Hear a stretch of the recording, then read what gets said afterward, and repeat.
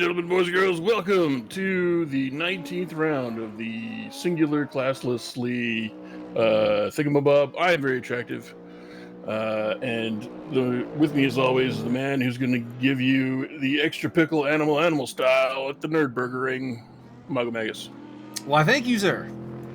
We are at the Nürburgring.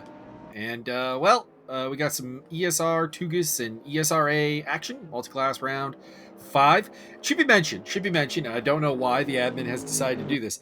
This is actually the 4th race, but it's round 5 because round 3 got canceled and moved to the end of the season. So round 3 will be the final round, and this is the 4th round, but it's round 5. Your math is weird. Get your head. You should feel weird. Hey, it's not my math. It's not my math. Anyways, multi-class event here. We've got prototypes in the red. We got the blue. That's the GT3 classic cars, meaning essentially anything that's not raced in real life anymore is legal. If it's remotely legacy, so you got the BMW Z4 as shown here by John Barker, the old school Mercedes, the Nissan, the Roughs, the Competiciones, the older McLaren is available. I'm not sure if the 650S is allowed, actually. That'd be a good question because that's a bit of a weird one in that it's a little bit new, but still, no one's running it, so I don't know if it's legal. That's where I'm getting at. Tobias Thierolf, your fastest driver, followed by Henrik Andreasen. Martin Evans has been doing real well lately in qualifying. He's up in 3rd place ahead of Max Simmons, Steve Davidson. Serge Hendricks is back. Yeah. Sebastian surging to the front of the pack. Well, he's in 6th place. Sebastian Bodine and Gaston Lecurzi are your prototypes. And it is Guillaume Elkanduco, followed by Ariel Zatoni, David Marcadet, Romain Barthez, René Ermer, Luciano Echazo, Magic Kazchuk D-Bum, Vic Vega. Hey, Vic Vega's back, Byron. Yeah. You like Vic Vega.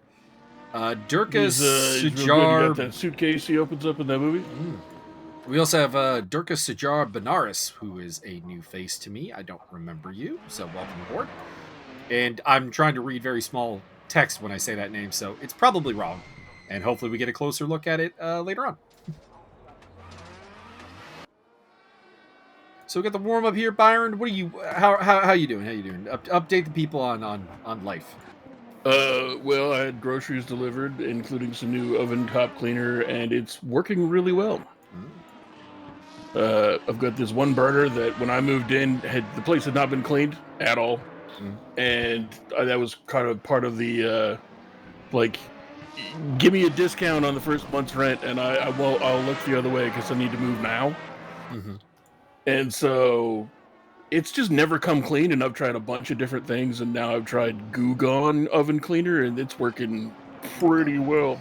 I'll have to remember that name because I know our rental stovetop here. It's not terrible or anything, but it is constantly got a bit of a film on it that just refuses to die. Yeah, and I just kidding. This is baked on, charred on.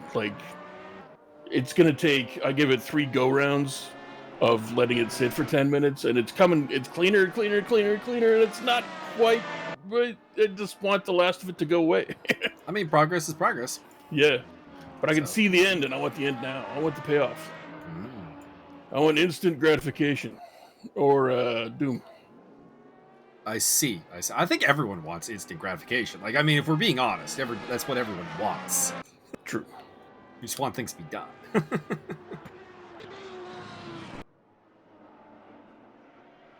I'm being recommended to check out a Ghostbusters Afterlife thing. I don't really want to. I feel like that's a movie that's going to be a waste of time, but okay. Or TV series. I'm not even sure which it is. I don't know. I had no idea they were making any more Ghostbusters anything, and then almost all of my movie-watching friends what do you think? What do you think? Well, what is it? Probably going to be bad. That's what it comes down to. Yeah. I feel like if you look at Ghostbusters 2, and you realize how unimpressive Ghostbusters 2 is, you realize that the first one is just honestly lightning in a bottle. Stop trying to bring it back. And stop fucking over Zed. Give that man his credits. It's like we made a sequel to this movie already, where we got like the same director and the same writers and the same cast and everything, and it was bad. Like that should have been a cue. That should have been a clue.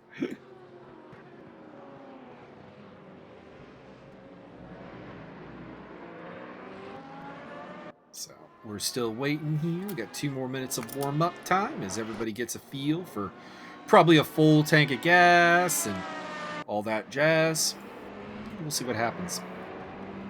The standings have already been updated on a race app, so I cannot go through the whole idea of like who's winning the championship, because I would be spoiled, and I don't want to be spoiled. I don't race in these races. I don't watch these races. These are the most fun for me to commentate because I don't know what's going to happen. You spoiled little brat. I'll come over there and put you over my sawhorse and then do horrible things to you. I would prefer that you didn't. Fair enough. I'll put the circular saw away. Oh, where that go? Wow, where did you think it was going? Come on, man. I mean, power tool horror was not necessarily the first thing I thought of. Wow. Maybe I'll have to start doing more of that. I feel like there's not really situations for you to do more of that. I wanna. But I mean, if you can work it in and it feels like organic and it fits, I mean, whatever, you do you. What if I long ago stopped trying to order you around in any capacity. Correct. Well, can I at least use the hammer drill? It's kind of like back in the World of Tanks league days of like, what do we do with Byron? We let him do Byron things. We just incorporate it into the strategy. Yeah, I mean, I like to think that I'm good at taking direction, but I'm also somewhat improvisational. You were the only person who was like, I'm going to find a way to use a tank destroyer in Clan Wars. That's how that works. No one else had that privilege. No. I inspired a legion of half-assed morons. Did not have my skill. Quarter-ass at best, let's be honest. God, Jesus. What a bunch of trash humans. I mean, hey, what's going on out there, guys? What's happening? I don't think they're watching. No, they'll never find this. What a bunch of trash humans.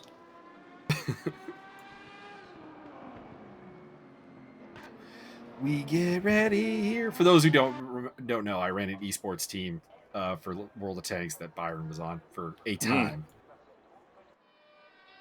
Wasn't super successful, but it punched above its weight, above its weight, I think. Yep.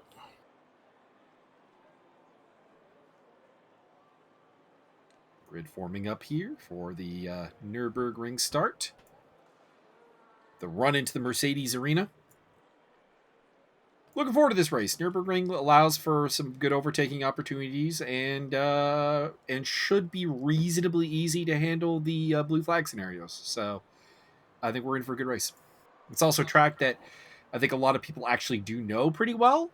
So you don't have that moment of like drivers who have a really, really hard time and it's kind of like a little bit painful to watch.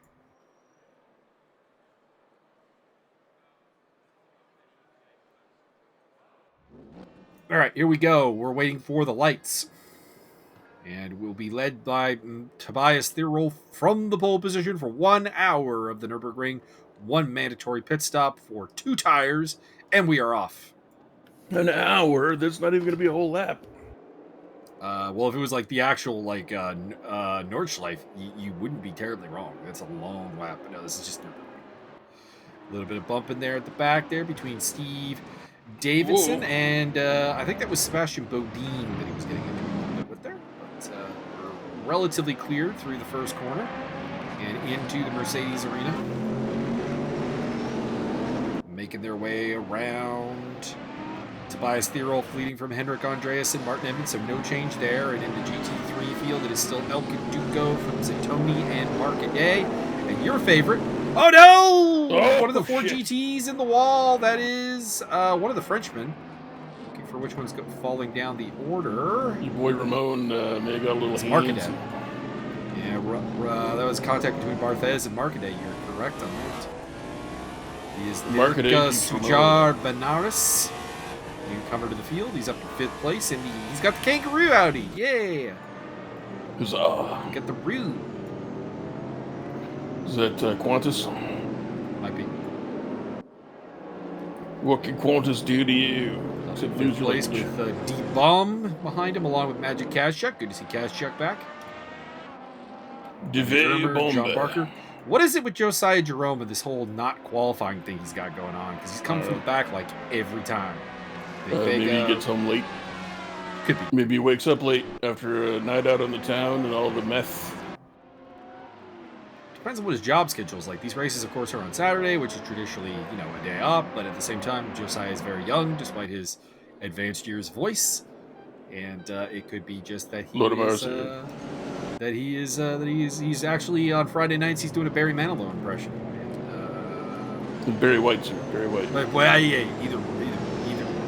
No, Barry Manilow's got a much higher pitch. He's Barry Manilow saying Mandy. It's been around there for. Which, oh, you're right. I am thinking of the wrong person, but I wasn't thinking of Barry White either. If we could get Josiah Jerome to cover Mandy, that would be interesting. Oh, Mandy. Simpsons version or Down by the beach, or the regular. What a mercy.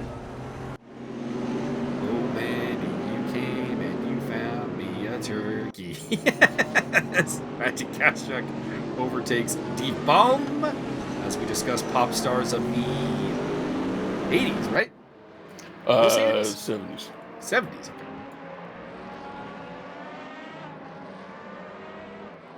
Steve Davidson on the tail of Serge Hendricks, who is making his, I believe, debut in the Super Series. Serge Ibaka? No, Serge Hendricks. Oh. Well, I mean, that's good too. We've covered Serge Hendricks before. We enjoy his races. We've covered him in kisses. No, wait. I hope not, but I mean that's between you and him. Well, we did make that one video. It's up to you what you do in your own free time with like another person, as long as they're consenting. It's not a problem. And then out comes the power saw. Oh, well, I mean, I don't think you can consent to that. I mean, there was that one time. That's a tough one. That might actually be some legal quandaries.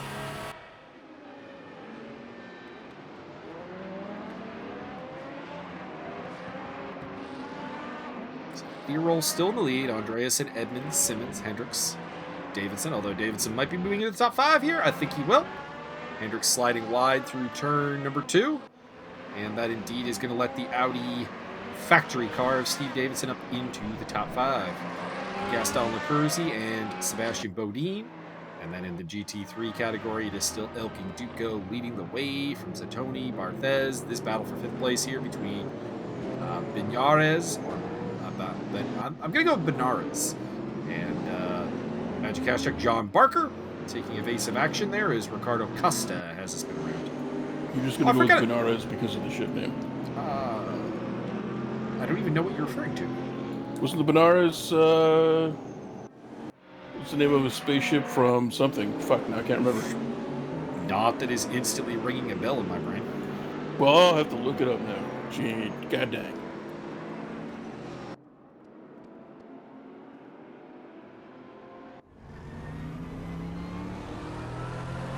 Magic Kazchuk on board with the Haribo Mercedes.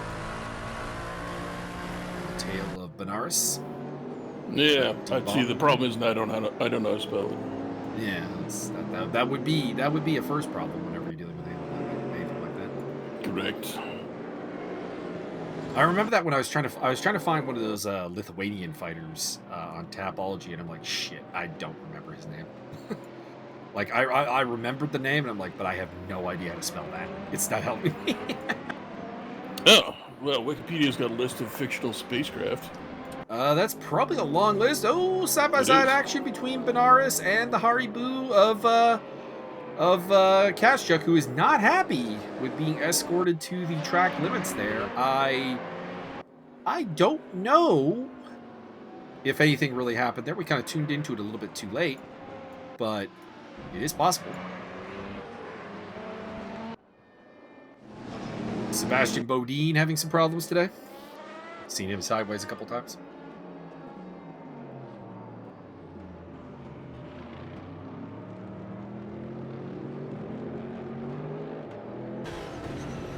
Bomb will be the next one to try to get past Benares, who goes super deep into turn 1, and I mean, that should cost him 2 spots, I think.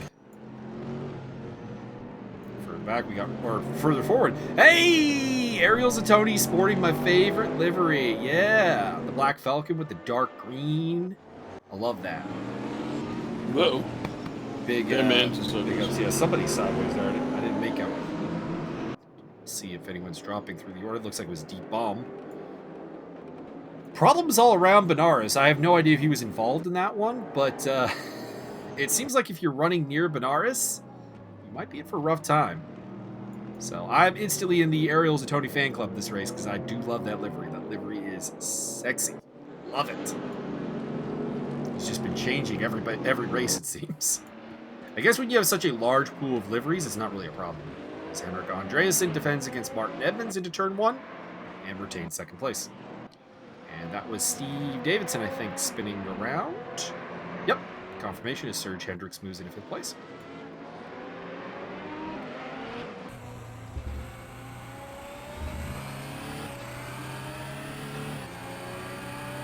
Martin Edmonds trying to get to 2nd place. He's been looking really strong lately. We'll see if he can put together a whole race here, unlike at Road America.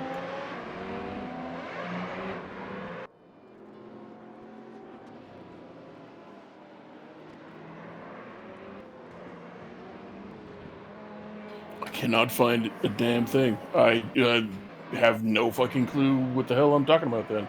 Gaston Lecurzi off in the wall there, so he's having some troubles. Edmonton Martinez. What a guy that guy is. Indeed. The UFC has interest in him in the sim world, by the way, so he might be joining you on the UFC roster. How am I doing in the UFC in simulated fight land? 2-0, I do believe. Dope. You know everything I do via the Discord. Well, I didn't know I had a second fight, so there you go. Did. I might be wrong. I think you did. I know I won one. That was the last thing I heard. I think you have 2 wins. We'll double check after this. I think it's 2-0.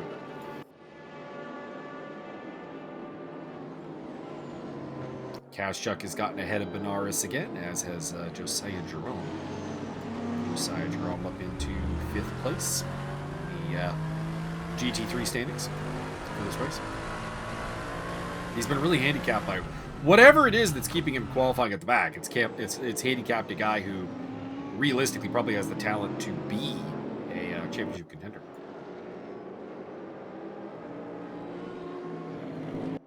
There it is. Hyperion Cantos, that's what it was. I've never read that. I would highly recommend it. It's 4 books. You got Hyperion, The Fall of Hyperion, Endymion, The Rise of Endymion. Read them in that order. I will see if it's on Audible, and I'll add it to my read list after I finish with Doom. It's on Audible, trust me.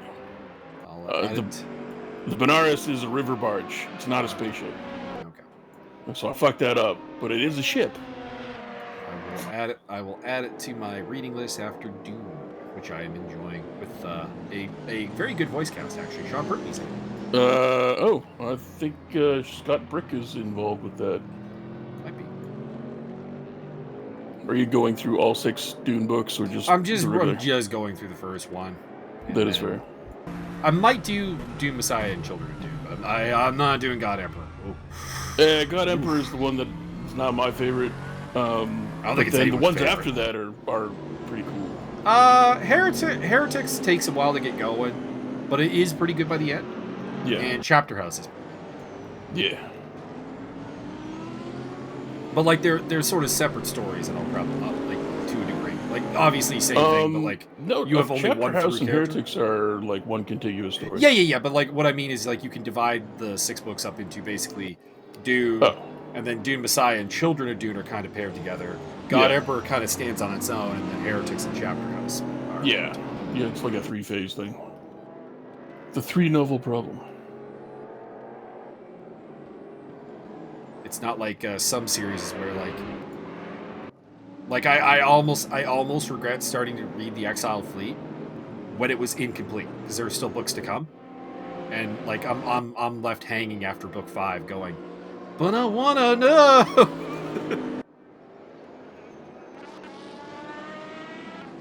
Everybody wants to know everything, and they're always right to do so. Yeah, but like there are, and this is probably a good thing actually, because it keeps you hungry for the next novel. There are novels that kind of end to the point where like they could end the series. Like right now, like there's going to be more Gaunt's Ghost books, for example. But if there aren't, there's no like burning question in my brain that needs to be answered. I'm not going to be like emotional if the series ends. Whereas other series is just like, no, this is not done. This is not remotely done. And Exile Fleet definitely fits into that category. Well, what if they ended the books after 30 or 40 more novels? I would hope they've answered everything at that point, but maybe not. Maybe not.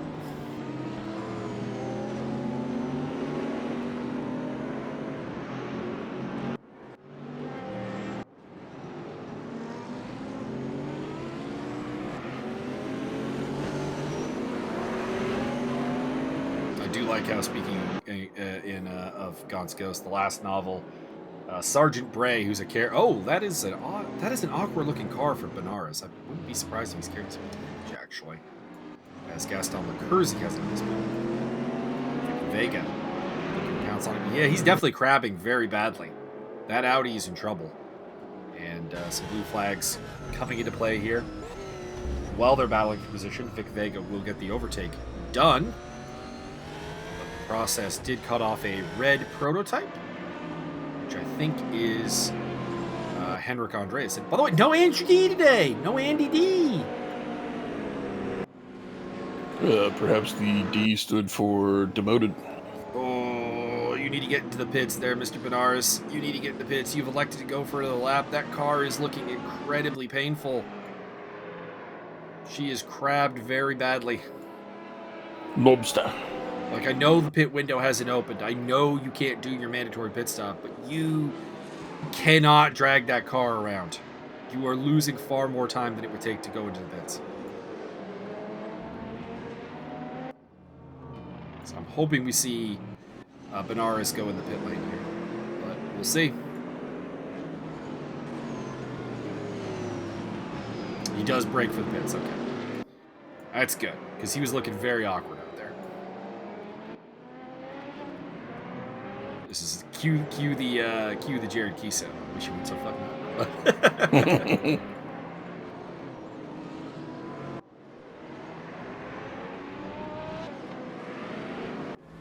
Oh, they had a good Letterkenny reference. I've been watching some of the Shorzy episodes, and he's trying to get with this girl in Sudbury, and he's overtake there. Ricardo Costa falling behind Mark Day as he makes his charge back through the field. We know he's got pace. Anyways, back to the story.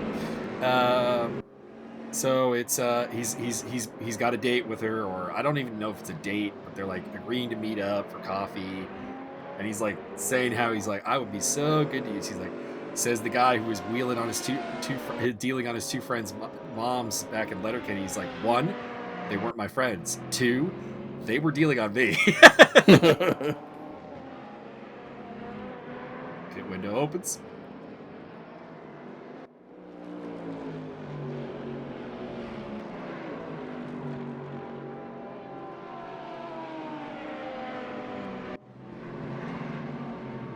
And we do get to hear Shorzy's mom's voice. Although we have not seen her yet. But do Riley and Jonesy get to hear? No, Riley and Jonesy have not made an appearance. Well, that's no fun. I'm kind of waiting for it. Like, that does feel like a natural crossover at some point. Yeah, I'm waiting for, like, them to get back at Shorzy. Martin Edmonds in the pit lane? Shorzy got to get a little bit. Oh, no, this is Ariel Zatoni. I was going to say, this does not look like the inside of a prototype. I said earlier that I thought that we'd see very few drivers like really struggle with this track because it's a very familiar track to everyone. But Gaston Lecurzi and Sebastian Bodine, gentlemen, you are having problems.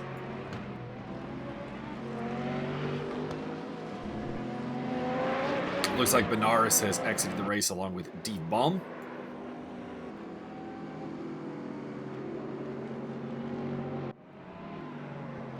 Luciano Chazo has taken the opportunity to go for an undercut strategy.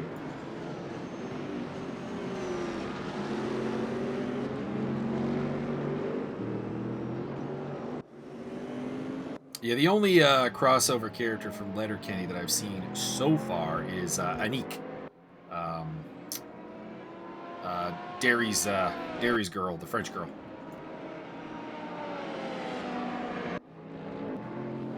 The one that should be thrown over a cliff, or like no? I thought it was no. It's Wayne's girl that should be thrown over the cliff. She's the one that cheats. Fair enough. Anique's just the one that dumps him. Damn.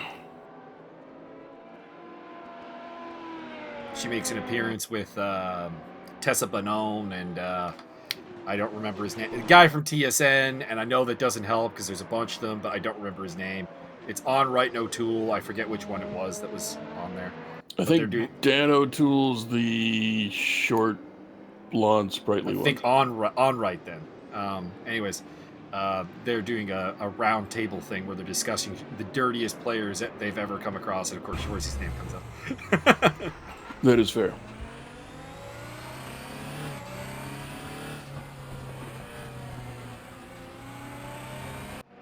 They worked in the fact that Tessa Bonon is from Sudbury, so there you go. Instant working.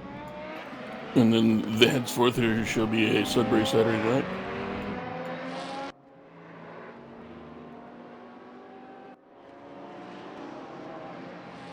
Steve Davidson on the tail of Serge Hendricks. I think he was in front of it at one point, and then we saw him sideways, ended up back behind him. And now he's trying to climb his way back into the top 10. Or top 5. You get him, Steve Dave.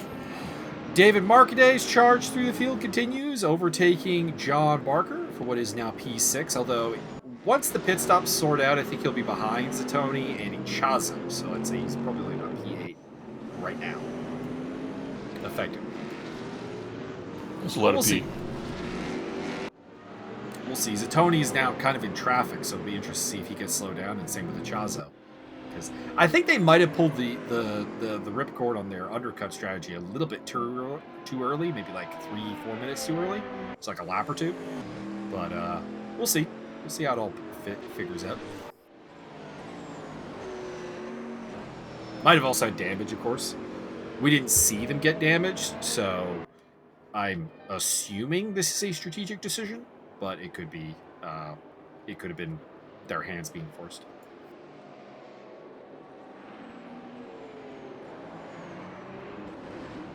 Another lap being put on the GT traffic there, as that is, I forget who the red and white Corvette is. Might be Henrik Ermer. It's one of the Ermers. It's either Henrik or Rene. And looking at the gaps. Well, no, we saw Vod Vig is right. So looking at the gaps, that's probably Henrik.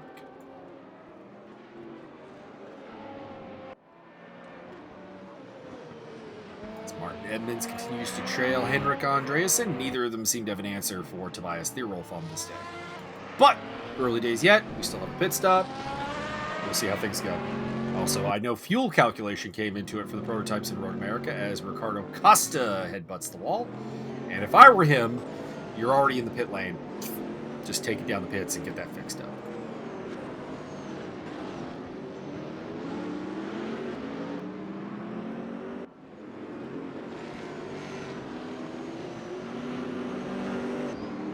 Looks like he's still going because he's actually picking up gap to Henrik Ermer, which suggests Henrik Ermer might be in the pit lane. Oh no, it's closing.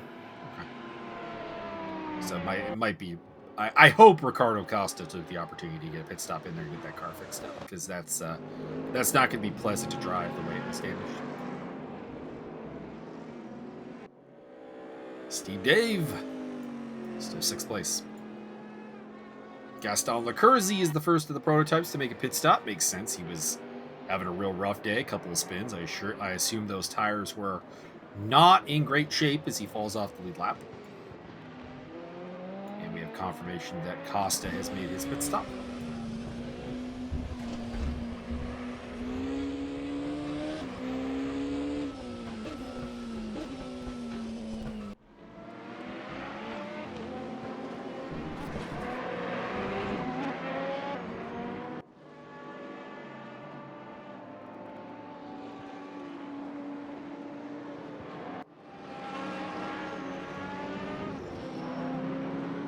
I think Steve Dave's not getting paid enough. He should have another couple billboards strapped to the back of that car. Those are aerodynamic pieces, sir. Sure they are. Good old shark tail. Eat at Joe's. Eat at Joe's.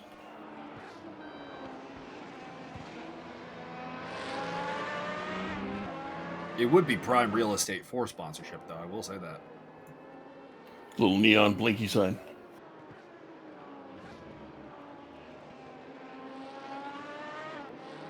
That'd be where you stick the Marlboro sponsorship back in the day, or the West cigarettes. All the tobacco sponsorship that has been sucked out of motorsport. Vic Vega appears to be the villain. Getting his stop out of the way.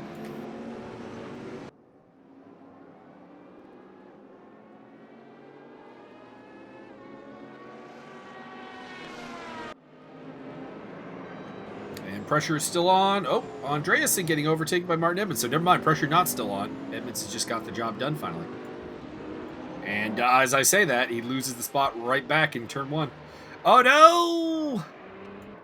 Off the track goes Serge Hendricks, and that's Steve Dave into the top 5. Get him, Steve Dave. By the way, pleases me to note that the 3D Speed season opener had no penalties. So good work, guys. I mean, I don't know about that. I mean, we had a good time commentating the race, though. It was fine. Could have used a lot more explosions. Not wrong. Somebody could have gone run over a hot dog guy in the pit lane. Oh no! We don't need a repeat of the Ferrari pit lane guy getting run over by Kimi Räikkönen. It's not Kimi's fault. He was drunk. The ultimate defense. Oh, Kimi Räikkönen, we miss you on the grid, but at the same time, kind of happy he's gone.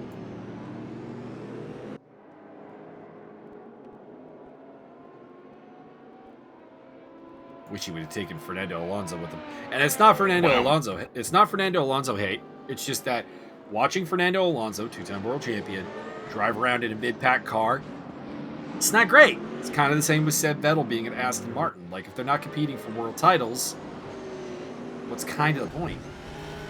What if I told you that every time you bring up Fernando Alonso, you have to go listen to Fernando by ABBA? It would make me. It would be something I'd just forget about and then suffer through listening to Fernando by ABBA a couple of times. Wow. Because the song's way better than the actual person. Did you know a member of ABBA actually raced in a Formula One race? I'm not shocked. They got a lot of money. They did. That essentially was how it happened. Yeah. If there's one thing I've learned about racing, money. Yep. Couldn't do that anymore, though, because you do have to earn a super license now. But back in the day, anybody could. So we got a couple of actors' sons, couple of politicians, minor nobles, and so on that absolutely did not belong on Formula One grid. Have Formula One starts under their belts.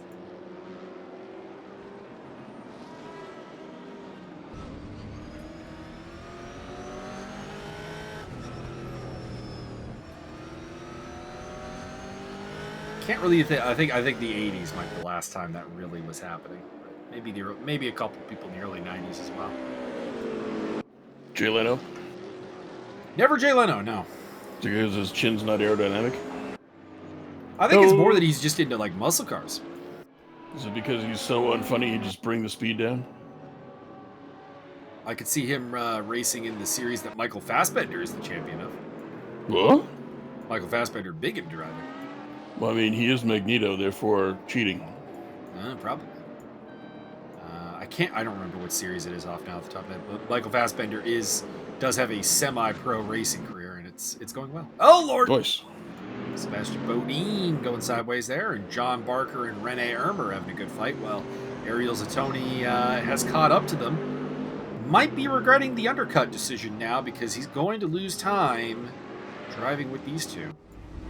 Just because they're fighting so hard. I doubt they're going to let him through because they don't want to lose anything to the other guy. And they don't have to because it's not a blue flag scenario. This is for position.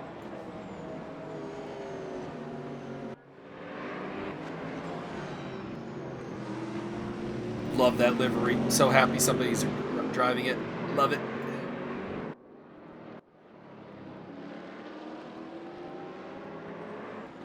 Down the inside looking for Ermer through the hairpin. Nothing going at this time. His next chance will be basically at the, I forget the name of it, the turn before Warsteiner. And then Warsteiner will be his next real chance to hit through the Schumacher S's. And one of the prototypes getting kind of ballsy there, getting through, but doing his thing.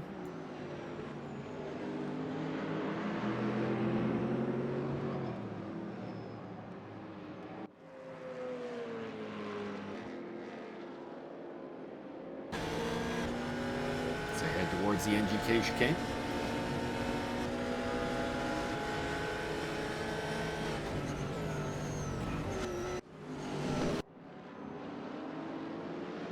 And then into the Coca-Cola curve. Sponsored by Pepsi.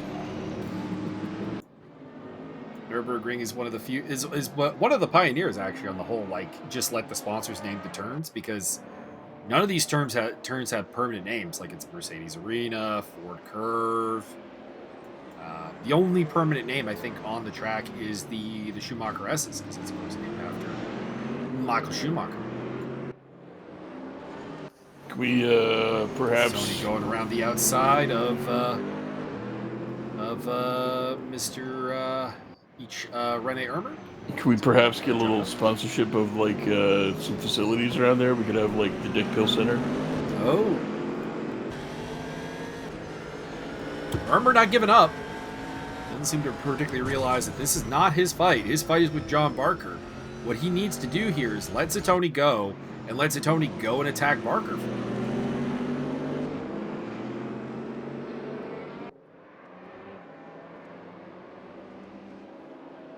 Barker still has a pit stop, or Barker still has a pit stop to make, and so does Ermer, so does Jerome, so does Barthez, so does El Conduco. So Tony is the leading edge of the guys who have pitted.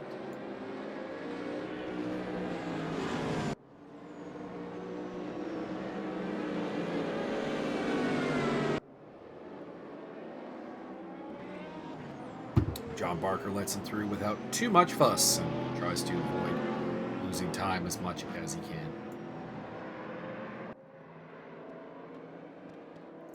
That is Gaston Lecurzi in the green prototype making his way through. Not sure what prototype that is behind him. It's an Audi. Could be Thierolf, could be Edmonds, could be Davidson. That's what you could be Simmons. That's what you guys get for picking the cheater car. John Barker ducks into the pits, as does the cheater car. Nah, I kid. The Audi prototype is the only one that costs money in the game. Everything else is free. The other prototypes, so, you know, pay to win. Well, I mean, that's F1 for you. A drive-through penalty for Alex Loeffler, who's already running at the back of the pack. You have been fined several credits because bad luck today. Speaking of the pit lane. Wrong. It's just somebody bribed the judges. Not true. It was me. I said, penalize this man. Here's $5. There. Speaking of the man with the drive-through, that is Alex Loeffler recovering from his pit.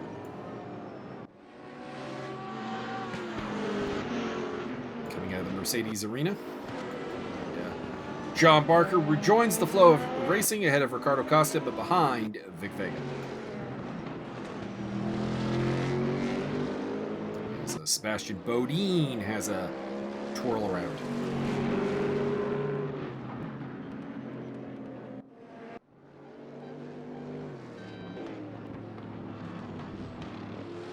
Marcaday continuing his climb on the tail of Magic Cash Chuck.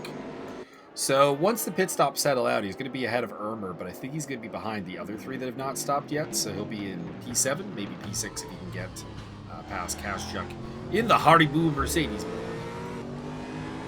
But in order to do that, he has Steve to eat an entire Davidson. bag of Haribo gummy bears in the pit lane. Steve Davidson speeding in the pit lane. They've caught two of them now. Were they like Pokemon? And in the prototype category, Max Simmons has somehow taken the lead. I think that's because Theorolf is in the pits. Yeah, he's losing ground to Hendricks and to Simmons. I think he's in the pit lane right now, so that's why Simmons is taking the lead. I believe. Josiah Jerome also in the pit lane. Good old Toby the Theory Wolf, best hitter in Super Mega Baseball history. Not really. He's having a bit of a down season. Best 17th baseman in Super Mega Baseball history. Do you even know what position he's supposed to play? I believe it's outside center. He is a left fielder. He is Koji's backup. Although, that's debatable at this point, because Koji also having a bad season.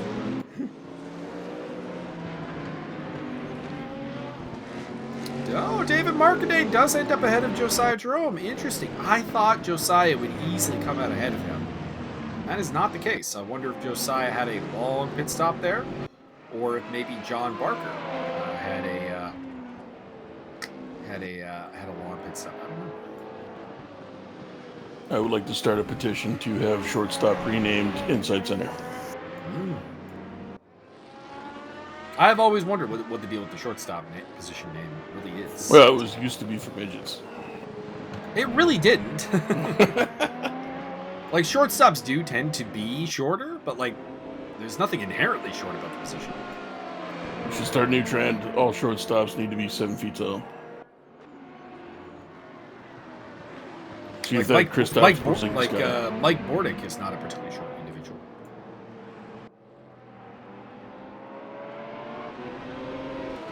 Or Cal Ripken Jr.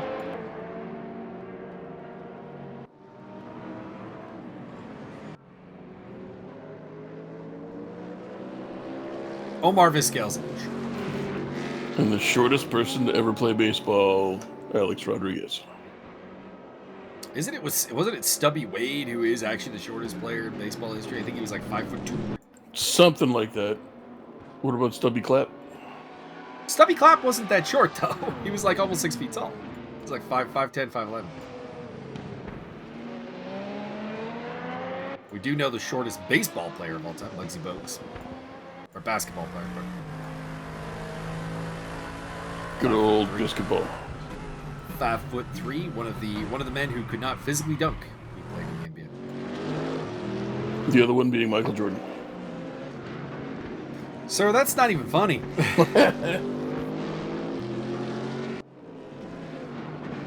Made me laugh. Still yet to see pit stops from Elking Duco, Barthez, Hendricks, and of course, Max Simmons. Actually, Max told me he pitted 5 times before the race even started, so he's good. Well, you should tell him those were not legal pit stops. You tell him I authorized it. I paid another $5 to the judges. Sebastian Bodine with another spin.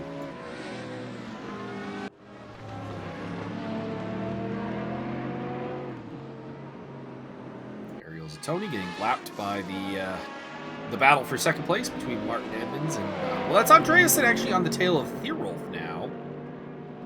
So Andreasen must have had a really good pit stop because he's all over the back of Theorolf. I also think Theorolf had a bad pit stop because Martin Edmonds is notably closer to him than he was before. So seems like that's probably the case. Do I gamble a look at the race stats?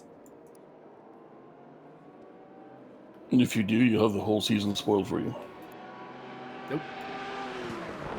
Because I've already put up all the results for all the future races. Well, that's wrong.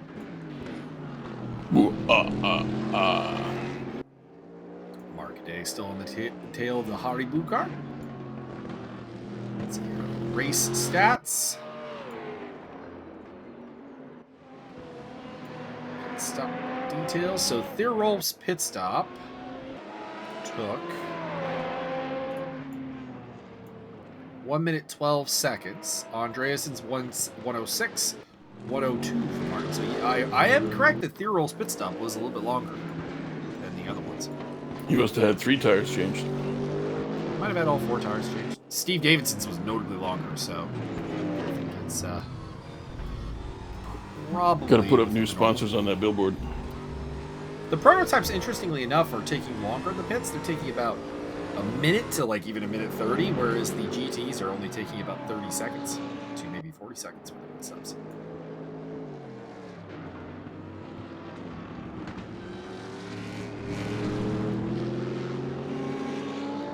So despite the higher tech cars, they apparently are a little bit slower in the pit lane. Serge Hendricks off the track there.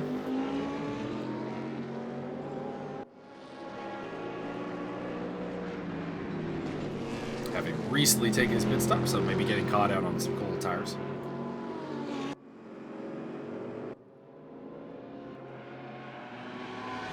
The Rolf takes the lead as Max Simmons makes his way into the pit lane.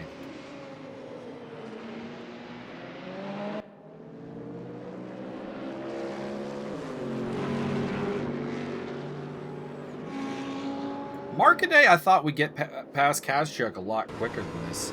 Not a disrespect to Kazchuk, who's a quality driver and has a lot of good defensive tactics. But Marcaday just seemed like a man on a mission, cutting through the field like butter. But he's met up with Kazchuk, and it ain't happening. And Josiah Jerome is loving this because he's catching up back there in the blue and white Audi. Get him, Josiah.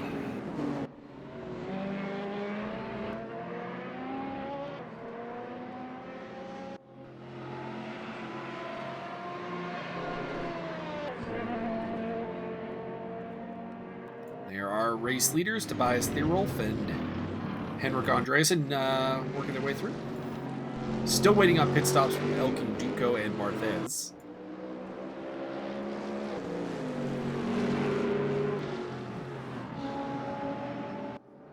Will be very interesting to see where they plot back in. They will all be in first place. Well, Elkin Duco might. He was the leader before the whole pit stop started, so there's no reason to assume that he might not be able to retain that position.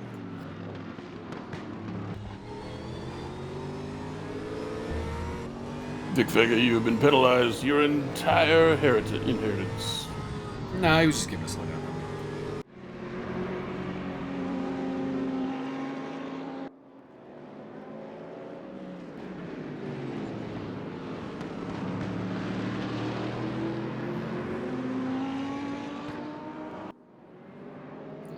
Audi prototype sweeps through here. Don't mind me, just clearing blue flags.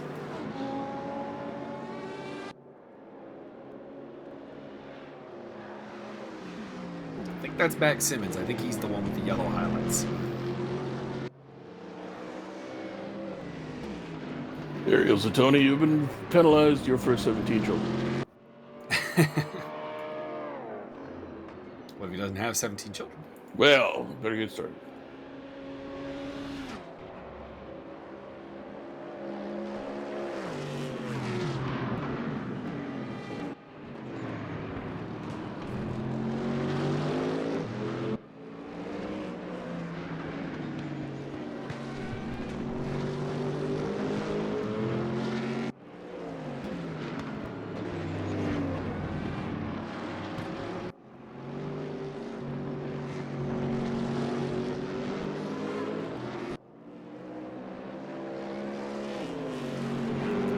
Still looking for a way past Magic Kazchuk, who is definitely our defender of the race. Well, I mean, you can't get past. He's magical. He's got the Hari boot wall.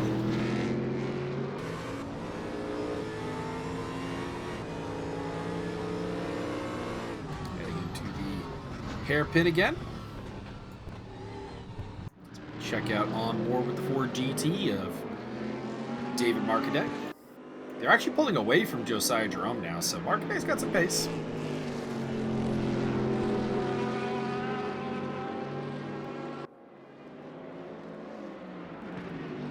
So Bodine makes his way through. Ooh, and kind of overcooks it in there, and ends up going very slow.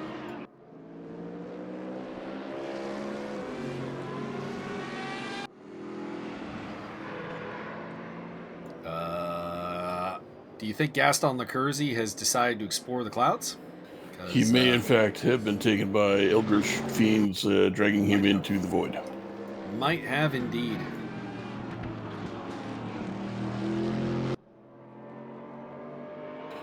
Yogg-Sothoth reached out and went, yoink. Yoinkage. As Alex Loeffler recovers.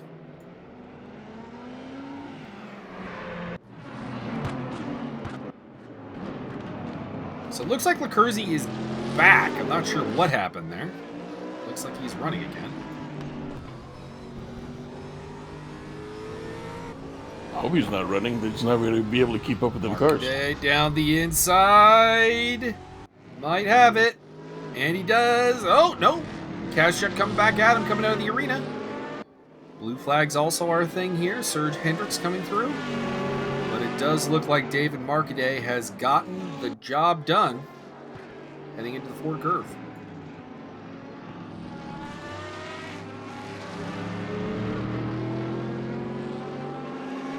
A hearty chest thump for Mr. David Marcaday for a nice overtake. Took a long time, but he got there.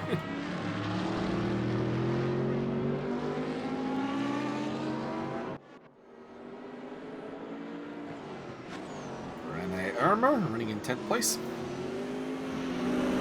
John Barker. These two have been battling more than once over the history of the Super Series.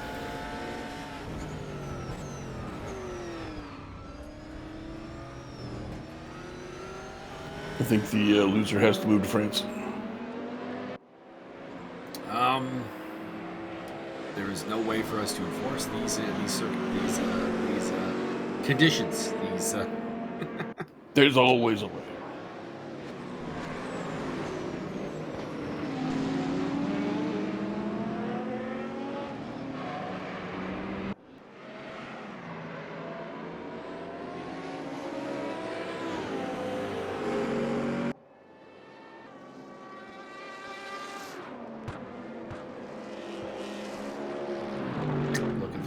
Here, trying to pick out our big battles.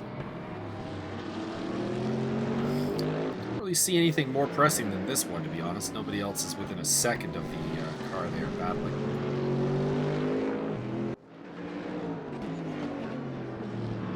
Well, I mean, that's why they should all be armed. Maybe Ariel Zatoni versus Romain Barthez. Barthez does have a tire advantage. It is within 4 seconds of his fellow countryman, Ariel Zatoni. So maybe that can shape up into a battle.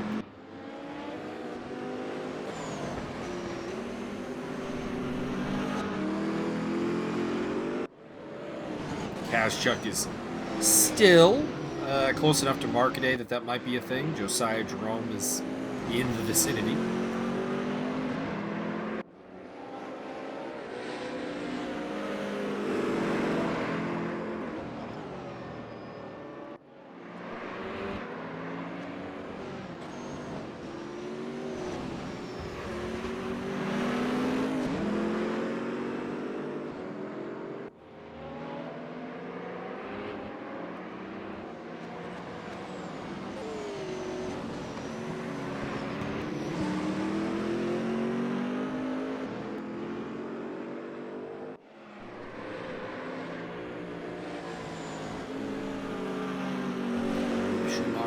Once again. Why would he make fun of shoes like that? I don't understand.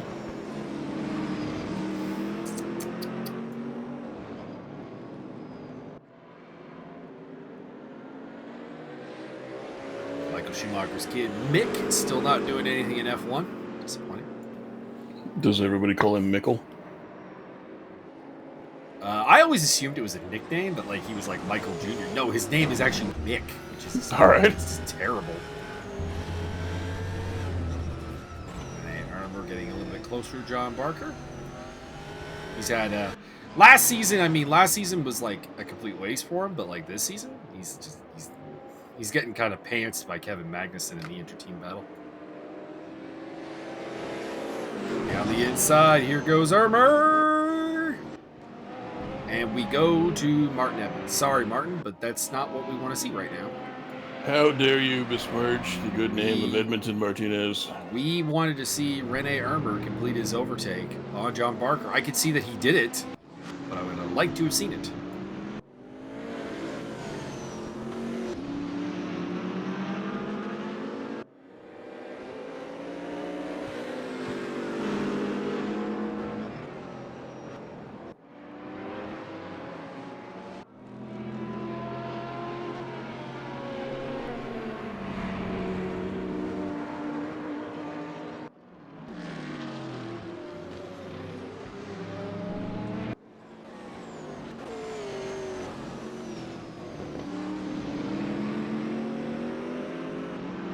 If Tobias Thierol finishes in first place today, you will be crowned emperor. Will mark his second win of the season. He, of course, won at Monza. And Guillaume Elkin Duco is on the precipice of his third consecutive win in the GT category.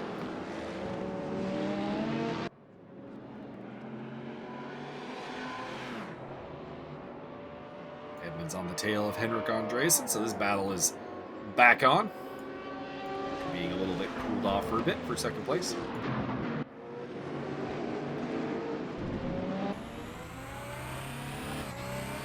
I think Martin always does a pretty good job of attacking traffic, and I think that's an underrated skill that he uses to catch up with people. I just bribe them. I'll give you $5, you slow down. I would suggest that maybe he also has a tire advantage over Henrik Andreasen, because Andreasen pitted before him. But let's be honest, this is Martin Edmonds we're talking about. When does he ever have a tire advantage? Well, I mean, he keeps extra. He has to.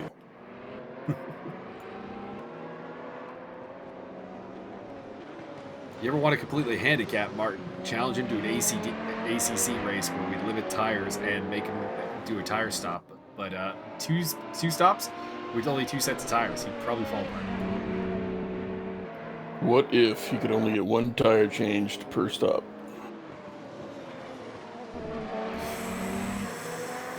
I don't see what purpose that rule would serve. Hilarity and truculence.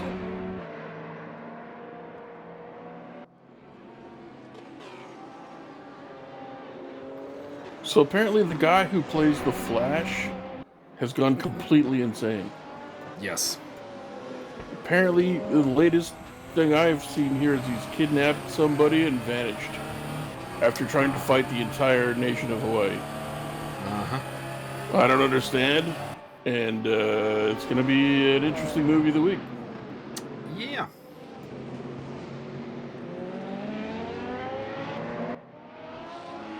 In other news, Lithuania seems to have developed electron guns that wipe out Russian drones, and they're sending a bunch to Ukraine, so that's entertaining as well. I like that. And they're nicknamed Orcrist. So, I mean, fantastic. Indeed, I'm down with that.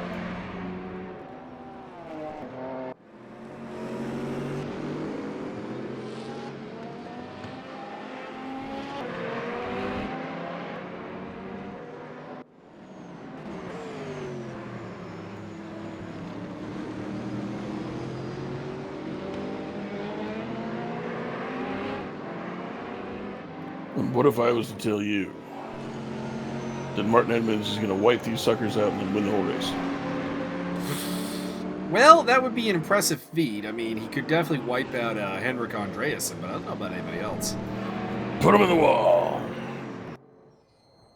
Whoa, Gaston Lecurzi. Uh-oh. We saw him have problems earlier. Gaston through the skies like Gaston.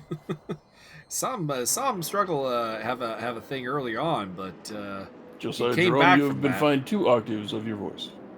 I don't know if Gaston Lecurzi can come back from this one. He's up in the stratosphere. Something, fly twice as high. Take a look. He's fucked right off. Driving rainbow. Edmonds still running in 3rd place.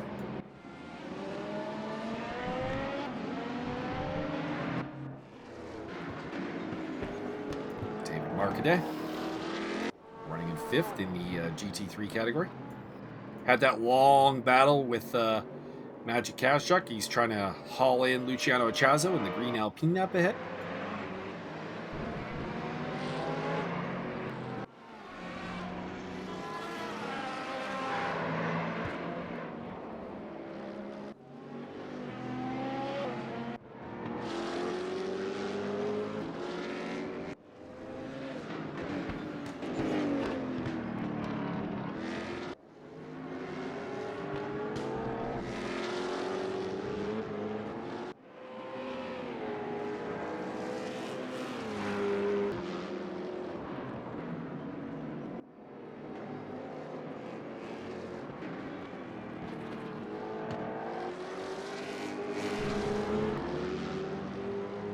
I should dig up a picture of a Ford GT that ran back in the day in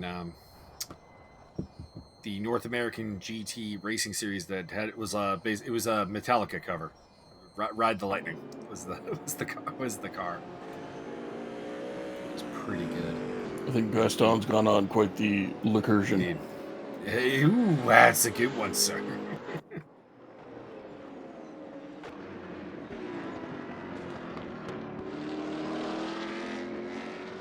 Back to David Marcaday. Camera loves you, David. Still at it after Mark had it. Martin Edmonds. A lap on one of the Mercedes is there.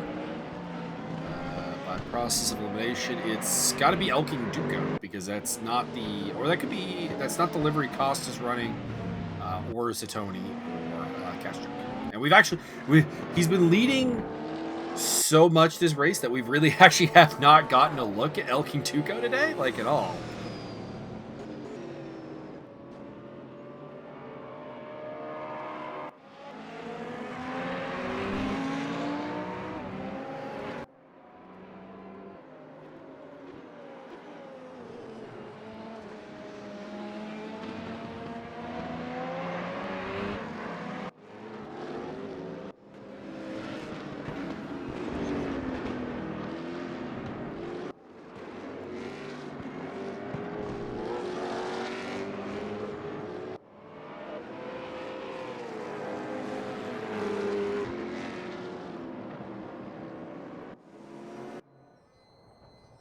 Back to Gaston Lecurzi on his adventures through the stratosphere. He's gone to look for the Rainbow Road. Sir, this is not Mario Kart. Y'all need to come back down. We're more Diddy Kong Racing, honestly. What about Crash Team Racing? That one was the best. That was good. I enjoyed the mechanic because if you jumped off something high and landed really hard, you got a power boost. So I just routinely would drive faster than everybody else and then deliberately drive way up on elevated rampways or elevated slopes to the side of the track and hit the jump button at the apex and land as hard as I could to just continue power boosting. Wacky Racers. The Micro Machines. It was one of those games like animals driving cars. It's pretty cool. It's a DOS game. I think I've explained this before when someone actually found it for me to download. I'm like, awesome. Sebastian Bodine, it's been a rough day for him.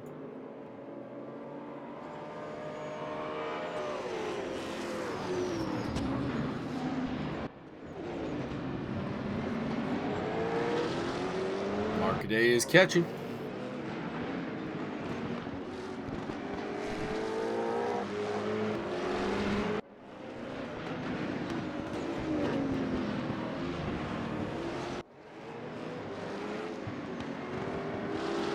David Marcaday currently in the Lucky 13 spot. Used to refer to that as the knife block because Andy Blade was stuck there all the time. Very, very true. Although technically, he's actually in 5th spot because of the multi-class effect. So the guy who's really in the knife blade spot is Alex Laughlin. Damn. Or knife block, pardon.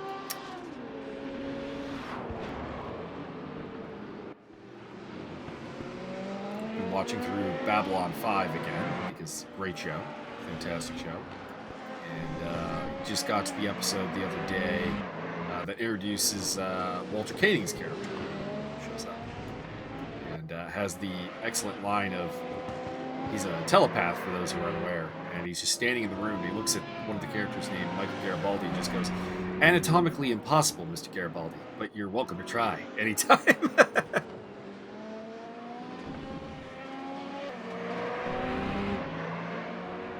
Not many great battles going on here. Marcadet is closing in on Echazo. I hope we get the camera over there. Everything else seems pretty much settled at this point. The only exception is, I still don't understand why it shows Gaston Lecurzi in 6th place if he's up in the stratosphere. So, like, there's something weird going on towards the back of the prototypes here. But I think it's a timing glitch.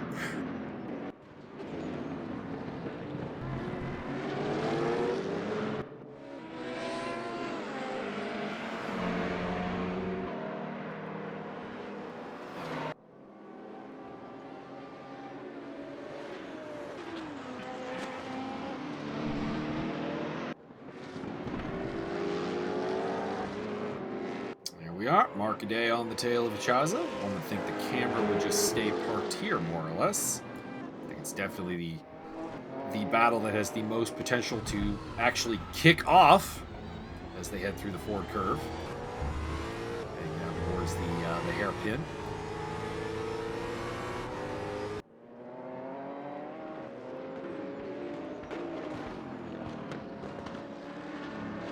Echazo pitted very, very early. Might have some tires that are a little bit done. Marcadet has been climbing quickly. One of the faster drivers in the field, but has had a penchant for bad luck.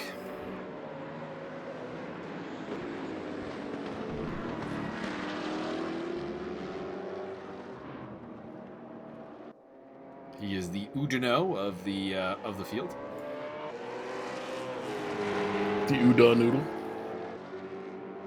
Reading up, or I've been watching a series on Napoleon's marshals during the Napoleonic Wars, so you know everything will be kind of compared to that for the next month. I apologize for nothing. All you're gonna hear is a whole bunch of dysentery, gang. Oh, my goodness. Rene Ermer losing control of the car as he tries to avoid Martin Edmonds. That was less than ideal. Marcadet all over the back end of Luciano Echazo. Goes the inside. I think he's got it. Attempted the switchback by Echazo. But the inside line through the first part of the arena will... Oh, Echazo not happy about that. Flashes the headlights. I think that was fairly clean. It's Luciano of a disagreement on the matter. Luciano going to go back and beat him with a tire iron. Edmonds lapping. I think that's Vic Vega. Max Simmons is closing in on Martin quite quickly, but considering this is probably their last lap, I don't think he has enough time. But we'll find out. They're both closing in on Henrik Andreasen, but zeros are on the clock. So only 15 more minutes to go. Alex Loeffler missing the front pieces of his car. He's running at the back anyway, so not a huge problem. The hairpin. Possibly for the last time for Martin.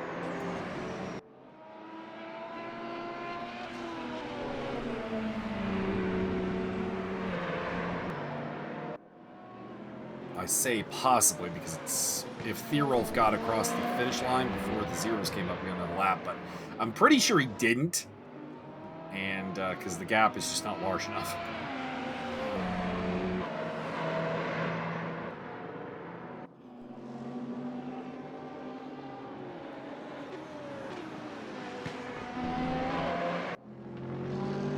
Josiah Jerome. Should be everybody finishing up the race. Couldn't make the implant on our inroads. There we go. That's the word I'm looking for. On Magic Kazchuk really got that gap down to about 2.5 seconds, but not any closer. Checker flags out as everybody finishes up. Could we go back to the Andreasen, Edmonds, and Simmons thing? Because that's about the only position change we might see, but I think they're done. Donuts.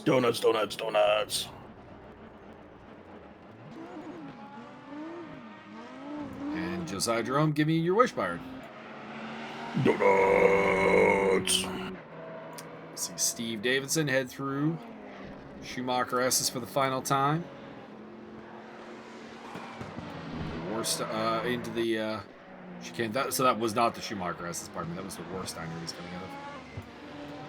Through the NGK chicane, Coca-Cola curve to the finish.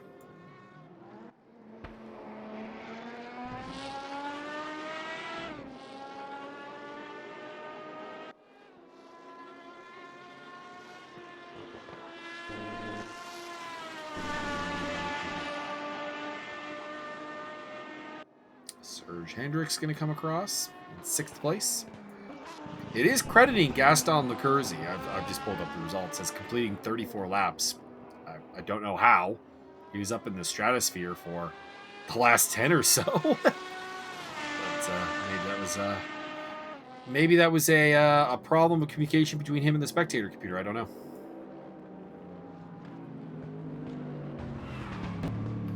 Power slide.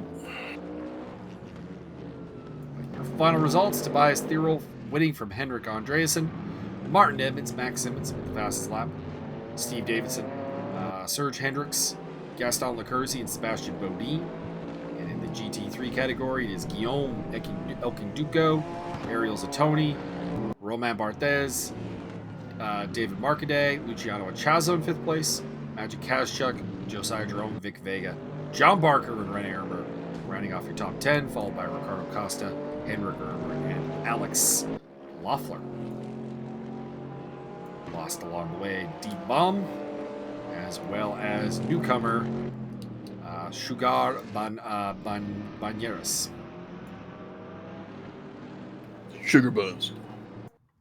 Your championship standings in the prototype category: Max Simmons leads by 1 point over Tobias Thierol, so that's very much an ongoing fight. Andrew D, who is absent today, is down to 3rd place with 48 points. He is 1 point ahead of Henrik Andreasen, who is 5 points ahead of Martin Edmonds, who would be ahead of both of them if he didn't do a car switch. Bertrand Barrier, Gaston Lecurzi, Sebastian Bodin, Steve Davidson, and Serge Hendricks rounding off your top 10. And then in the GT3 category, Elking Duco, with his 3rd straight win, is pretty much dominating, 79 points to the 58 of Ariel Zatoni. Luciano Achazo in 3rd on 45, along with David Marcaday. Then it is Arnaud Adracor on 31. And then Alfonso Alchandre, Pedro Magalhaes, Rene Ermer, John Barker, and Romain Barthez rounding off your top 10. In the team's championship, Tugas Racing number 3, that is Tobias Thierolf, Henrik Andreasen, and Jamie Fordham lead the way. From Team GTR3 2, that is Elking Duco and Bodin. And Team GTR1, GTR3 1, which is Bertrand Barrier, Marcaday, and Arnaud Adracor. The Canadian pole is in the 4th place, followed by eSports Racing Argentina, number 1. And that is your team's run down. Byron, do you have any final thoughts on the matter? Go read a goddamn book. Wise words.